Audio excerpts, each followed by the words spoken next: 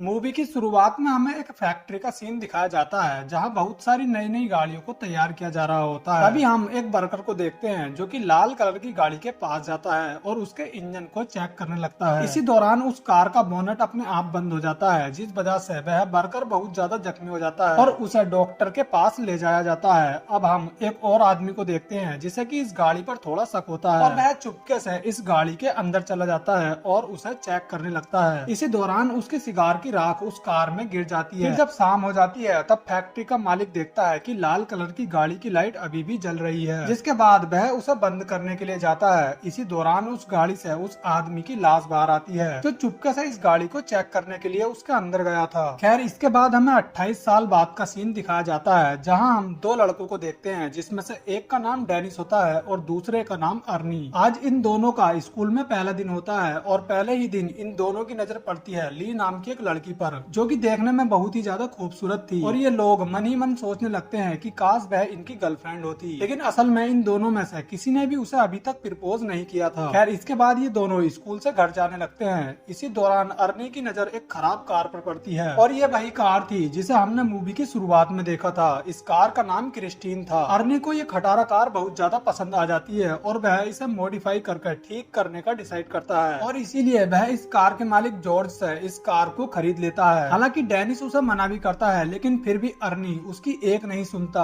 और उस कार को खरीदकर अपने घर ले जाता है। लेकिन इस टूटी फूटी कार को देखकर अर्नी की मॉम भी उस पर बहुत ज्यादा गुस्सा होने लगती हैं और कहती हैं कि वह इस गाड़ी को इस घर में नहीं रखने देंगी। तब ये सुनकर अर्नी को गुस्सा आ जाता है और वह उस गाड़ी को बिल नाम के एक आदमी की फैक्ट्री में ले जाता है और बिल से क्रिस्टीन को वहाँ रखने की इजाजत मांगता है। बिल को अर्नी की हालत पर तरस आ जाता है और वह उसे क्रिस्टीन को उस फैक्ट्री में रखने की इजाजत दे देता है। फिर हम अगले दिन का सीन देखते हैं जहाँ स्कूल में बडी नाम का एक लड़का अर्नी को परेशान कर रहा होता है। तभी वहाँ डेनिस आ जाता है और बडी की धुलाई करने लगता है। अब इससे पहले कि बडी अपनी गैंग के साथ मिलकर इन दोनों पर हमला कर पाता, तभी वहाँ पर स्कूल का एक टीचर आ जाता है और वहाँ सारी गलती बडी की निकलती है, जिस वजह से उसे स्कूल से भी निकाल दिया जाता है। लेकिन बडी ठान लेता है कि वह अर्नी और डेनिस से अपने इस अपमान का बदला जरूर लेकर रहेगा। खैर, अब कुछ दिन बीत जाते हैं और अर्नी गैराज में क्रिस्टीन के सभी पार्ट को एक एक करके ठीक करने लगता है। लेकिन इस दौरान उसे ना जाने कब क्रिस्टीन से इतना ज्यादा लगाव हो जाता है कि मानो वह उसके बिना एक पल भी नहीं रह सकता।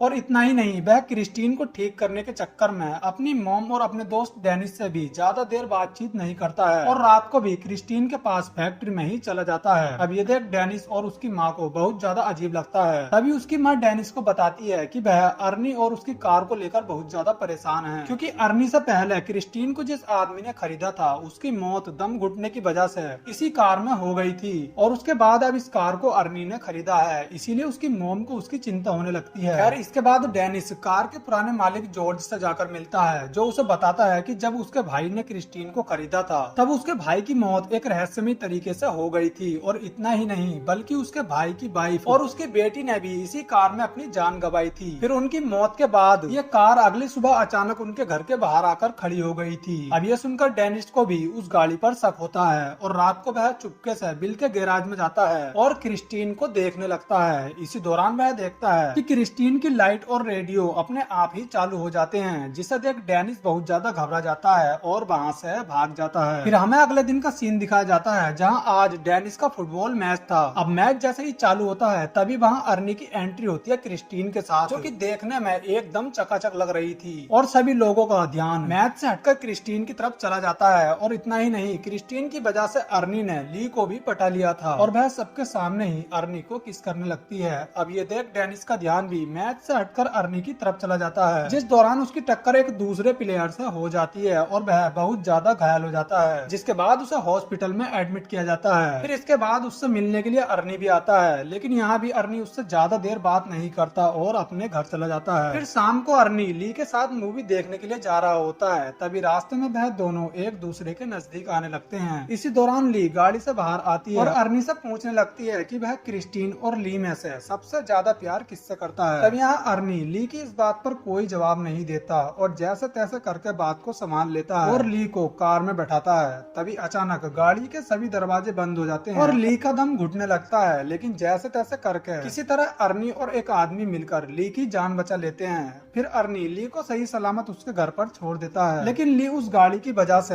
अर्नी से बहुत ज्यादा गुस्सा थी, क्योंकि वह समझ चुकी थी कि उस गाड़ी ने उसे मारने की कोशिश की है। लेकिन अर्नी को उसकी बातों से कोई फर्क नहीं पड़ता और उस घटना की वजह से वह क्रिस्टीन को किसी भी प्रकार से जिम्मेदार नहीं मानता। खैर इसके बाद अर्नी क्रिस्टीन को गैराज में खड़ी करके अपने घर चला जाता है। तभी रात को गैराज में बडी और उसके कुछ साथी हथियारों के साथ आते हैं और क्रिस्टीन को पूरी तरह से तहस नहस कर देते हैं। अब अगले दिन जब अर्नी अपनी कार की ये हालत देखता है तो उसे बहुत ज्यादा गुस्सा आता है और वह इस सब के लिए ली को जिम्मेदार समझने लगता है और इसीलिए वह उस पर बहुत ज्यादा गुस्सा होने लगता है। और इतना ही नहीं, जब उसके मॉम डैड उस गाड़ी की थोड़ी सी बुराई कर देते हैं तो वह अपने डैड को मारने के लिए उनका गला पकड़ लेता है। फिर इसके बाद वह क्रिस्टीन के पास जाता है और उदास होकर उसे देखने लगता है। इसी दौरान वह देखता है कि क्रिस्टीन अचानक से अपने आप ठीक होने लगती है, जिसे देख अर्नी को अपनी आंखों पर विश्वास नहीं होता। लेकिन अब उसे समझ आ चुका था कि ये गाड़ी एक जादुई गाड़ी है और कोई भी इसका कुछ नहीं बिगाड़ सकता। खैर अगले सीन में हम देखते हैं कि अब देर रात को क्रिस्टीन अपना बदला लेने के लिए बडी और उसके दोस्तों को मारने के लिए उनकी तलाश में निकल जाती है। इसी दौरान उसकी नजर सबसे पहले बडी के दोस्त मूची पर पड़ती है, जिसके बाद वह उसे मारने के लिए उसके पीछे लग जाती है। हालांकि मूची क्रिस्टीन से बचने की बहुत कोशिश करता है, लेकिन क्रिस्टीन उसे बुरी तरह से मार देती है। इसके बाद डिटेक्टिव अर्नी से पूछताछ करने के लिए आता है, लेकिन कोई भी सबूत न होने के कारण डिटेक्टिव को अर्नी को छोड़ना पड़ता है। फिर इसके कुछ दिन बाद जब बडी और उसका दोस्त डॉन शराब लेकर पार्टी करने के लिए जा रहे होते हैं, तभी क्रिस्टीन उन्हें मारने के लिए उनके पीछे लग जाती है। ये देख बडी तेजी से अपनी कार को दौड़ाता है और अपने दोस्त रिची के पास गैस स्टेशन तक पहुंच जाता है, क्योंकि उसका दोस्त वहां पर काम करता था। इसी दौरान वहां क्रिस्टीन भी आ जाती है और तेजी से बडी की कार को टक्कर मार देती है। हालांकि बडी तो उस कार से बाहर आ गया था, लेकिन उसका दोस्त डॉन अभी भी उस कार में ही था। और इससे पहले कि वह बाहर आ पाता, क्रिस्टीन उस कार को दोबारा टक्कर मारती है और उसका दोस्त वहीं पर मारा जाता है। इसी दौरान पेट्रोल लीक होने की वजह से उस पूरे गैस स्टेशन में आग लग जाती है और उसका दोस्त रिची भी मारा जाता है। लेकिन किसी तरह बडी वहां से बचकर भाग निकलता है, लेकिन फिर भी क्रिस्टीन ने अभी भी उसका पीछा नहीं छोड़ा था और वह उसका पीछा करने लगती है और अंत में क्रिस्टीन उसे भी बुरी तरह से कुचलकर मार देती है। अब रात को क्रिस्टीन चुपके से बिल के गैराज में आकर खड़ी होने लगती है। इस दौरान बिल उसे देख लेता है। उसकी ये हालत देख बिल बहुत ज्यादा हैरान हो जाता है। अब वह गाड़ी का गेट खोलता है, लेकिन उसे उसके अंदर कोई भी दिखाई नहीं देता। तब वह उसके अंदर जाता है और उसे चेक करने लगता है, लेकिन तभी गाड़ी का दरवाजा अचानक से बंद हो जाता है और यहाँ क्रिस्टीन बिल को भी मार देती है। फिर अगले दिन जब अर्नी गैराज में आता है तब उसे वहाँ बहुत सारी पुलिस दिखाई देती है और डिटेक्टिव उससे पूछताछ करने लगता है कि बिल को किसने मारा था, क्योंकि उसकी लाश उसे क्रिस्टीन के अंदर मिली है। तब यहाँ अर्नी उससे कहता है कि उसे इस बारे में कुछ नहीं पता। हालांकि डिटेक्टिव जानता है कि अर्नी को उसकी मौत के बारे में सब कुछ पता है, लेकिन फिर भी वह उसे यहाँ कुछ नहीं कहता। इसके बाद हम अगले सीन में डेनिस को देखते हैं, जिसे कि ली का कॉल आता है और वह उसे मिलने के लिए बुलाती है। जिसके बाद वह उससे मिलने के लिए जाता है, जहाँ ली डेनिस से कहती है कि उसे लगता है कि क्रिस्टीन ने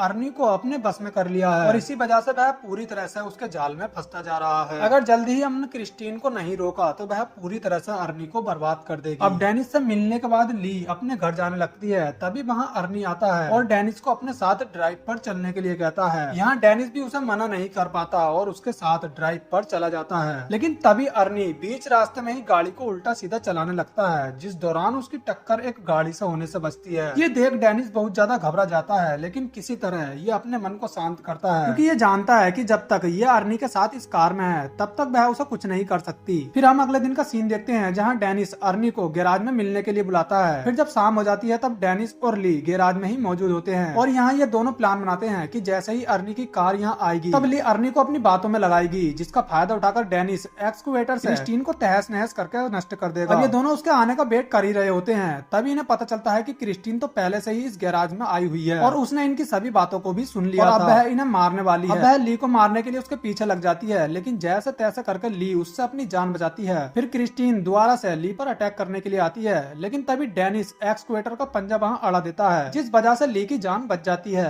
तभी हम देखते हैं कि क्रिस्टीन अकेली नहीं चल रही थी, बल्कि उसके अंदर अर्नी भी मौजूद था, जिसे कि क्रिस्टीन ने पूरी तरह से अपने बस में कर लिया है और इसीलिए वह भी उन्हें मारने के लिए क्रिस्टीन का साथ देने लगता है। अब एक बार फिर क्रिस्टीन ली को मारने के लिए